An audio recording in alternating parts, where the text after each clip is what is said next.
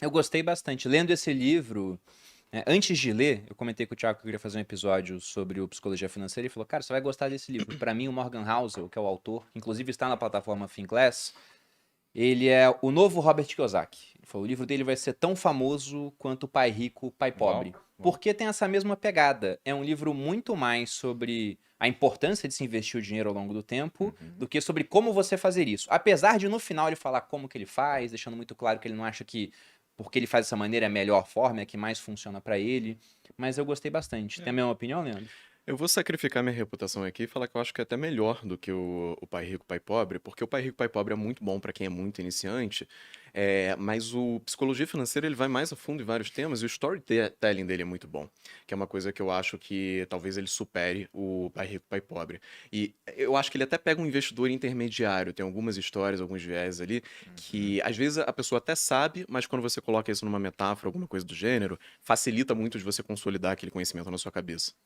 Bom, E fala aí, fala aí. uma coisa interessante também é que, o, apesar de ser um livro que você imagina que, assim, ele vá. Depois você começa a ler, você começa a entender, né? Que ele vai ter várias histórias e tudo.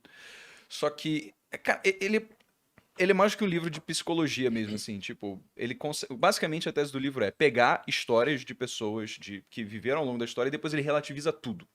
Então, o livro ele fala o seguinte: quanto mais você olha para o passado, menor é a confiança que você pode ter sobre a informação que você está analisando de fato, porque você está afastando sobre as circunstâncias de como é hoje. Eu achei isso brilhante, né? Porque às vezes os próprios investidores eles se gabam, então vão se vangloriar pelo tanto de dados históricos que eles têm, quando na verdade, pelas próprias mudanças que acontecem ao longo do tempo, acaba fazendo com que a gente olhar muito para o passado possa não necessariamente trazer confiança sobre o que pode ser projetado no futuro, porque já tá tão longe. Então, eu acho que tiveram vários momentos mindfuck, assim, que são completamente contra-intuitivos, sabe? Em que, pô, não é porque você tem uma base amostral, um espaço amostral muito grande de dados, que você vai tirar uma melhor conclusão por isso. Tem uma frase muito boa que coisas inéditas acontecem a todo segundo, né? Então, Eu não anotei é essa só. frase no meu bloco de notas. Já era, perdeu. É muito boa essa frase, de fato. Mas sobre o livro, ele me ganhou nas primeiras páginas. Porque eu tenho vários livros lá em casa. O que eu mais ganho hoje em dia é livro. Toda vez que eu chego aqui na empresa, tem uma caixa que enviaram, tá lá na mesa do Edu. Eu pergunto, é pra quem? Ele fala, é pra você. Eu abro, é livro. E eu não É vou um ter tempo problema, na minha porque daqui a vida pouco pra a ler. minha casa tá soterrada de livros. Eu não levo pra casa 1/10 dos livros que eu ganho. A Que maioria bom. fica aqui na empresa, fica na biblioteca, o pessoal lê, Que bom. pode pegar.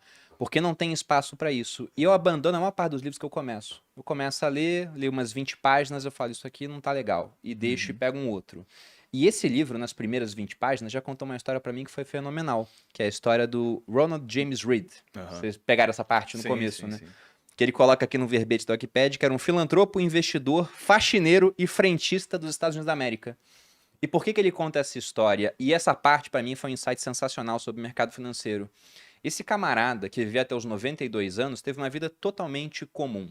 Ele trabalhou como faxineiro, como frentista, consertou carros um tempo, comprou a sua casa, ficou viúvo aos 50, não casou de novo. E aí, quando ele faleceu, que ele ficou famoso.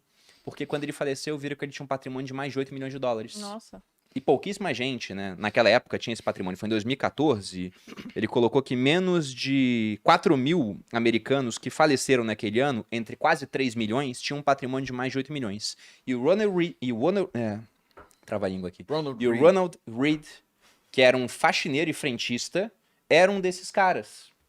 E tem muita gente com uma educação em Harvard, por exemplo, lá fora, que não consegue acumular um patrimônio nem próximo disso. E caras especializados muitas vezes em finanças. É o cara que faz economia, faz administração, vai trabalhar em grande empresa e mete os pés pelas mãos. Aí ele fala: em que outro mercado você consegue ver um faxineiro tendo uma performance melhor do que o especialista? Aí ele faz uma analogia sensacional. Ele diz assim: você nunca vai ver um faxineiro operando o coração melhor do que um cirurgião. Uhum. Obviamente, né? Uhum. Não dá pra isso acontecer. Ok. Você nunca vai ver um faxineiro projetando uma casa melhor do que um arquiteto. Ou fazendo uma bomba nuclear melhor do que um físico, do que um engenheiro. Agora, você pode ver esse cara tendo um resultado no mercado financeiro melhor do que o de especialistas. Inclusive, gente com prêmio Nobel. Ele conta uma hora no livro a história do pessoal da LTCM, muito rapidamente, né? Que era um fundo recheado de pessoal de Nobel, os caras que criaram a fórmula Black and Scholes lá, de precificação de opções, e eles quebraram na crise da Rússia em 98. E esse cara não quebrou, ele se aposentou muito rico. Então, de cara, ele já mostra: ó, investimento não é só para quem é do mercado, é para todo mundo. Basta que você invista por tempo suficiente que o resultado vai vir. E essa história, inclusive, tem um livro ótimo que eu não sei se tem tradução para português, mas se tivesse seria Quando os Gênios Não Falharam, tem, já alguma tentei coisa assim. comprar. Que é o When Genius Failed, que conta justamente essa história. Foram vários caras extremamente com uma reputação enorme no mercado, prêmio Nobel e tudo mais, que se juntaram para tentar fazer uma arbitragem ali. E o problema da arbitragem é que você está colhendo moedinha, né? Você aproveita um grãozinho ali que sobra de cada coisa. E para você ganhar dinheiro consideravelmente, você tem que ter uma alavancagem muito grande, porque aí você colhe muitas moedinhas. E isso eventualmente levou a quebrar, pelo ponto que você falou, que eles baseavam muito no passado e aconteceu uma coisa inédita, né? E aí a equação saiu do controle. Um dos insights que ele traz também é que muitos dos maiores resultados ou coisas que foram relevantes para a história foram por conta de eventos de cauda. O que ele define Ele como fala isso evento de várias cauda? vezes. É que nós tendemos a atribuir muita importância a coisas que num primeiro momento parecem ser muito importantes, até acontecer alguma coisinha que ninguém estava esperando que muda o jogo. Então ele dá um exemplo mais ao longo do livro que uma frota de um exército tinha pegado tanques de guerra e eles estavam esperando que 100 tanques estariam disponíveis para que eles pudessem prosseguir e continuar guerrilhando. Era a Alemanha invadindo a União Soviética na Segunda Guerra. E aí o que aconteceu? A Alemanha, ao tentar invadir a União Soviética na Segunda Guerra, de repente viu que talvez 20 tanques, se muito, estavam funcionando, porque na verdade eles perceberam que ratos estavam roendo a fiação dentro dos tanques que seriam responsáveis por fazer eles se moverem. Ou seja, como é que um projetista, por mais qualificado que fosse, seria capaz de pensar numa circunstância em que ele não estaria brigando contra a União Soviética, mas contra ratos? E essas seriam as reais ameaças que ele deveria se preocupar. Não, imagina numa feira, porque tem umas feiras que acontecem assim anualmente, quando era militar eu ia, que é de armamento. Aí é dominado por israelense, né? Vendo o sistema de mísseis dele e tudo. Imagina um cara chegando lá e pensando: isso aqui é a prova de rato? Se o rato fizer um ninho nesse blindado, ele vai continuar resistente? Não tinha como prever esse tipo de coisa. Tem um livro, inclusive, que eu ganhei do Andy, que é nosso sócio aqui no Grupo Primo, é programador, que também eu tô louco pra ler, por conta do título. Ele me deu aqui e falou: você vai gostar desse livro. O título é Os Botões de Napoleão. Falei: cara, por que esse título? Ele falou: porque um dos motivos pelos quais Napoleão perdeu a guerra contra os russos no começo do século XIX foi o frio. O Napoleão mesmo, ele fala nas suas memórias que ele foi vencido por 3 pessoas. Duque de Wellington, na verdade que ele foi enganado pelo Duque de Wellington, pelo Dom João VI, que fugiu para o Brasil, ele não esperava que isso fosse acontecer, e pelo General Inverno. Então ele não fala que ele perdeu na Rússia por conta do czar ou de um general específico, foi o Inverno. E aí, por que o livro é Os Botões de Napoleão? Ele descreve uma série de substâncias que a gente não sabe, mas que mudaram a história de alguma forma. E ele coloca que os botões das fardas dos franceses eram feitos de estanho. E em temperatura ambiente é um metal, é duro, tranquilo. Só que quando a temperatura fica muito baixa, é um metal que fica quebradiço. Então os botões começaram a se esfarelar.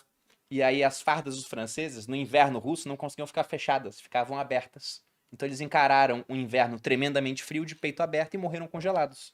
Então fica a pergunta: se o botão fosse feito de outro material, será que o desfecho poderia ser diferente? Talvez não, porque é frio pra cacete, né? De casaco fechado, de casaco aberto, cadê a logística estendida?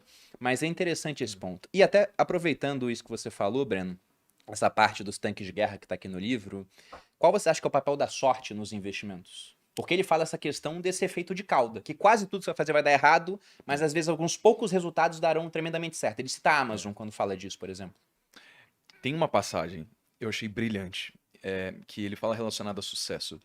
Quando a gente começa a buscar padrões em respeito a comportamentos de pessoas que são extremamente bem-sucedidas, para quem que a gente olha? Os maiores bilionários, as pessoas que são no topo da Forbes.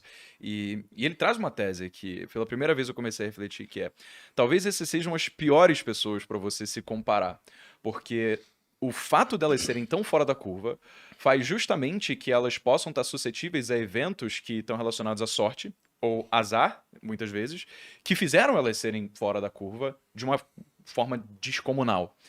Melhor seria se você conseguisse aproximar um pouco mais da média para pessoas que desviaram do padrão positivamente e dentro desse grupo de pessoas buscar os comportamentos que de fato você possa replicar para atingir, porque é como se você estivesse minimizando o papel da sorte e maximizando coisas que você de fato pode fazer com isso.